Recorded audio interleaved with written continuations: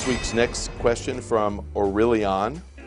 Dear Mr. Pachter, why is it possible to order a game from another region by mail, for example from Japan, and play it on your EU or US PlayStation 3, but against the terms of use to create a Japanese PlayStation Store account and download the game digitally from PlayStation Store? Well, the reason is that lawyers came up with the terms of use. That's the easy reason.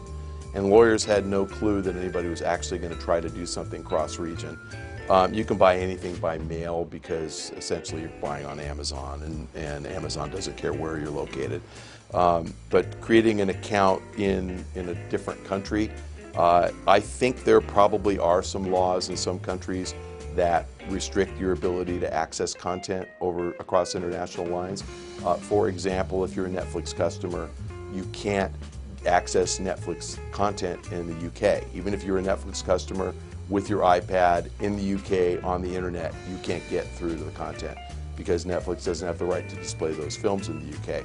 So, not yet anyway. So I think that the way they structured the PlayStation Store accounts in different regions was just planning for laws being a pain and making it more complicated for the consumer than they need to. Fortunately, this is the first time I've ever heard of anybody who wanted to do this. So my guess is there's you and 3 of your friends, and I know, I'll wait for the comments from Pach-Attack viewers.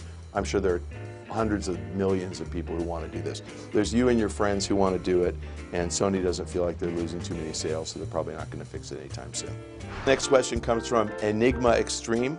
Do you think Nintendo is looking into bringing big-name third-party titles that have already been released on 360 and PS3 onto the Wii U, like GTA 4, Mass Effect, and the Assassin's Creed series? Yeah, I think they're looking to do it. I'm not sure that anybody cares. I mean, the idea that anybody is buying the Wii U who has never had another console before, it's pretty low probability. So they'll probably get some support for games like that, but I don't think you're going to get, GTA 4 is a 2008 release. I don't see that coming out in 2012 on the Wii U. But I do think possibly this year's Assassin's Creed could come out on the Wii U, something like that. So some games from 2011, I don't think you get too many much older games.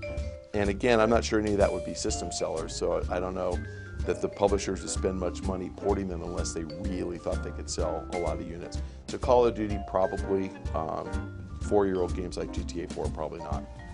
All right, fellow babies, thank you for joining us on this week's Pach-Attack.